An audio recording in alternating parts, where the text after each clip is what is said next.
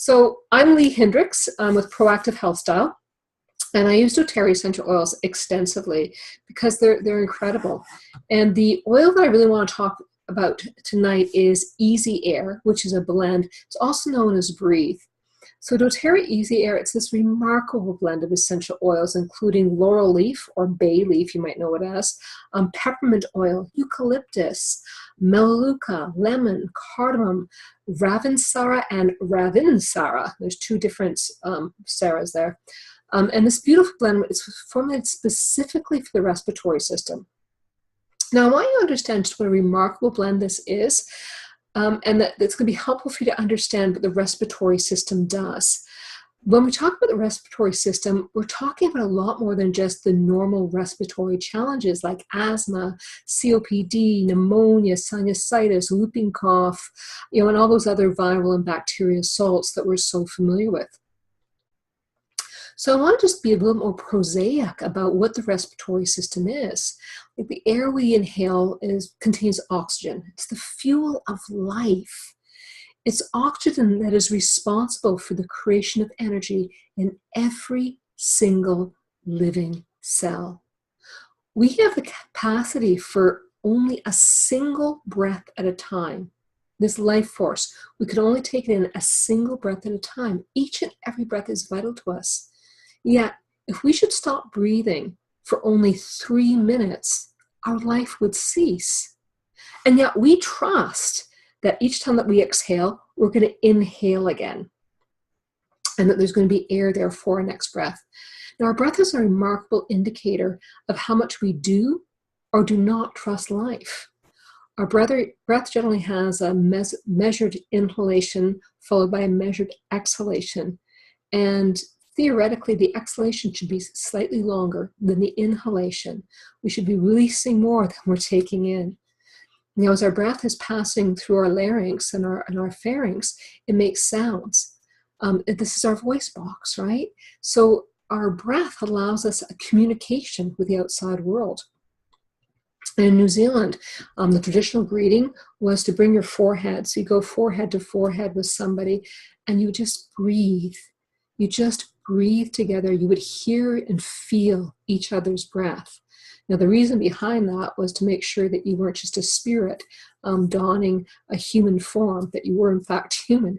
But just imagine when you meet somebody, if you were to sit there and listen to their breath, how much you'd be able to tell about them. I know certainly when I'm breathing, when I'm speaking, I can tell how I'm feeling depending on the timbre of my voice. And I can hear that my voice is a little bit high, a little bit squeaky right now, because I'm always a bit nervous about doing webinars, especially because Dr. Emma is on the call, and she's this incredible naturopath. And so I'm kind of like, oh my gosh, Emma's here. And she's wonderful. So when we inhale, we inhale this rich oxygen-laden air, which gives us energy. But when we're exhaling carbon dioxide-rich air, which plants need. So our lungs are in effect the organ of a relationship to nature, which I find really, really interesting. So it's not just that we're exhaling what we don't need. We are exhaling what is valuable and keeps the cycle of life going. So when we start looking at the lungs a little bit more prosaically, we can start to see, oh my gosh, these are really important organs emotionally. Breath is life. Life is breath. We breathe in, we breathe out. It's the rhythm of taking in and giving back, absorbing and releasing. For this vital function, we may have lots of different styles of breathing: shallow, deep, rapid, slow, regular, irregular. When we experience strong emotions, our breath is directly affected, right? In traditional Chinese medicine, the lungs are linked to sadness and grief. It's really interesting for me, like that sadness and grief. That grief may be around, letting go of somebody or something, and when it gets congested up, it's the difficulty in releasing, the difficulty in letting go. It's not about forgetting what one is releasing. It's able to release it so that we can move on. And I find that I know that in my own life, where I've been going through transition, my breath was deeply, deeply affected. I'd find myself getting short of breath for no particular reason. And then when I look at the emotional side of it, it's that fear, that not trusting that life will take care of me, that fear of stepping forward into the unknown, the fear of will life support me, and also the great sadness and loss. Our breath is, when we look at it from the emotional point of view, there's just so much when we think of, where does grief come into our lives? It's not just the passing of someone. It could be the passing of a relationship. It could be grief over not being seen, not feeling that we're being loved by those we feel should be loving us. So, and that type of feeling can have, be developed in childhood and carry throughout our life, defining all sorts of limiting beliefs. So when we talk about the respiratory system, I think it's really, really important not to just think of it structurally and of the exchange of gas, but let's look at it on a more prosaic level and what is it emotionally as well. But I will talk about it from the anatomical perspective. So when we breathe, air is passing through our nose, where it's filtered by these fine hairs called cilia. They kind of take away all the gross stuff. And that passes into our sinuses, where it's going to be warmed, and it's going to interact with the mucous membrane. Now, mucous membrane is like a mighty, mighty defense system. It's activated with all sorts of white blood cells. And those white blood cells are dependent directly, have a direct relationship with our gut health. So lung and gut has a huge interconnection. Once it's gone through our sinuses, it's going down through the trachea, the windpipe, passes over the larynx, pharynx, which allows us to produce sound. And then it goes through this branching series of bronchioles, bronchioli. They just get smaller and smaller and smaller until we reach the active cell, which is the alveoli. Now, we can have infections in any of these systems. We can have viral or bacterial infections.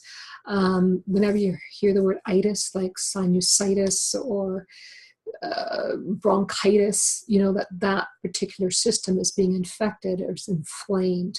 Inflammation is usually brought about because there's an infection of some sort. So when we're looking at these essential oils on the physical level, on the physical level, we can kind of see how they would be so effective. So we already said that the oils within here are eucalyptus, laurel leaf, peppermint, melaleuca, lemon, cardamom, ravinsara, and ravinsara. So eucalyptus is an incredible oil, and it reduces airway inflammation. So there's been studies done that show that it actually reduces that inflammation. So it's going to be really effective just in opening airways. It's wonderful for things like asthma. And in fact, I know of using the Easy Air on individuals with asthma, it's been super effective. Like just opening up the bottle and breathing in I've seen it dozens of times now where an asthma attack just stops now. And what's really, really interesting is some of the studies they've been doing on the Easy Air has shown that there's actually a rejuvenation of some of the lung tissue. And that's really important for people with asthma. I know here in Canada and the States, if a child has asthma and is on a puffer, if they are still on a puffer after age 13 or at age 13, they are barred from military service for life.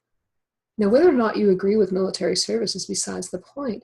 What it is, in effect, there is we're changing somebody's ability to choose. And obviously, there's something about that long-term asthma that's going to be causing more long-term problems. So if we can use something like an Easy Air, these essential oils, to cope with asthma and perhaps even help the lungs, support the lungs in healing and decreasing the effects of asthma, we're going to have a long-term proactive impact on our lung health. Now, eucalyptus is also a natural antibiotic, and it's been known to have great antimicrobial properties for both sore throats and for upper respiratory. So whenever we see that sort of stuff, you can use I'm talking about the eucalyptus because it's just one of the components of breathe. Some of the other things in there are laurel leaf. Laurel leaf, again, has been known to support those with asthma. It's also been really, really good for bronchitis. And it helps expectorate phlegm. So, when you get all congested and the airways are blocked up, that laurel leaf is helping clear that out. There's some incredible studies going on in all the oils, and because I don't know them all by heart, I actually got the book here, and I've just marked out some of the ones that are really, really specific to what we're talking about. So with cardamom, we see, again, anti-inflammatory and antispasmodic effects. Really important when you see, spastic breathing. You might see with things like whooping cough and other infectious disease. And it's associated with of several different bacteria as well. They're known for causing different respiratory ailments. And again, it's also quite supportive of respiratory function and super gentle. Eucalyptus, we just talked about, and that one's a powerhouse. Lemon, again, when we look at lemon, although it has a lot of antimicrobial properties, it also has incredible benefits for just being uplifting, for alleviating anxiety and stress. And so when we alleviate that, we want to go back to thinking about lung function, respiratory function as a dance between our body, our emotions, our mind, and our soul, right? The body doesn't necessarily come first. We can find that you end up with that shallow breathing because you're in a high anxiety state. That constant shallow breathing, you're not getting great perforation of air. You're going to find you've got stagnation in the lower part of the lungs. It becomes more susceptible to infection in the long run. So, so there's a direct correlation between looking at what is my emotional feeling with my physical.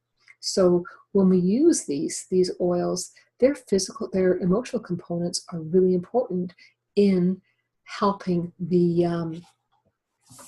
the physical. One of the other oils there was melaleuca. Now, melaleuca has fantastic properties. A lot of its properties are the antifungals. And when we have any kind of fungal infection, whether it be candida or something else, whenever the body has a fungal infection, especially if it's a systemic one, it's changing the terrain. And as soon as we change that body terrain, we're making ourselves more susceptible to infection by, say, bacteria or viruses. So the anti-fungal properties of these different oils are going to be really, really important for changing the terrain for bacteria, right? So I would use Breathe or Easy Air as soon as colds and flus are starting to go around, especially if I have a lung capacity that is compromised in the first place. We can also look at peppermint. Peppermint is another one of those, peppermint just has so many uses when it comes to the lungs. I think we've all maybe felt it. If you just put a drop of peppermint in your hands and inhale like that, you can feel this opening of everything. You feel sharper, you feel the ability to breathe deeper as well. And again, tons and tons of anti-inflammatories, antimicrobials, etc.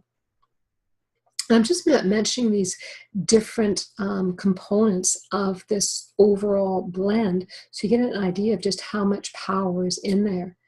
And then we have the Ravinsara and the Ravinsara, and these two are very specific to those bacteria and viruses that target the respiratory system.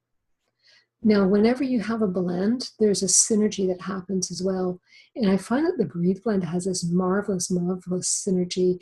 Not only the eucalyptus ability to kind of open one up to the world, but lemons, uplifting, and peppermint's focus and sharpness. And I find that diffusing Easy Air or Breathe really helps in times when there's a lot of sadness or grief. And as I said before, I'm going through a period of transition right now. And Breathe is something that I've just been diffusing a lot of. And when I've been using my Itovi, it's been coming up with Breathe every time. Breathe Easier, whichever one you want to call it. It's been coming up as an oil that my body's needing each time. And it's not that I have a respiratory infection or any respiratory illness. It's that I'm having to move through some pretty serious emotional stuff. So I just find it totally fascinating that my body's saying, yeah, give it to me. So how do we use it? There's lots of ways. You can add it to your daily support. So that the respiratory blend is one that I take with me a lot. It's also really good for sleep. Having deep, easy breathing throughout the night is really necessary for waking up rested. So I think it's one of those magic little ones for different people that they add Breathe into their other oils for sleep, and all of a sudden they find they're getting a far more deeply rested sleep. And I have heard tale that's helped with snoring for a number of people as well. So it can be kind of nice. You can either just spread it on the chest or on the bottom of the feet, whichever feels better for you. And because you're getting more oxygen exchange, you wake up feeling more energized. So that would be a good key, like a good key pointer. If somebody's saying like, I just wake up exhausted all the time, that's one of the oils you might think of for somebody that has insomnia if they're always waking up exhausted. And it's because they're not getting enough oxygen through the night. It can also be really helpful for seasonal threats as well. So some people find it really great for allergies. Personally, I find the combination of lemon, lavender, and peppermint better for allergies than Breathe. But some people, the Breathe works really, really great. So some cautions about it is it can cause a possible skin sensitivity. So you don't want to apply it on meat, on full strength, especially on children. If you're pregnant, have epilepsy or Parkinson's, you may want to consult your physician about using it. And you want to avoid sunlight or UV rays for 12 hours after applying it.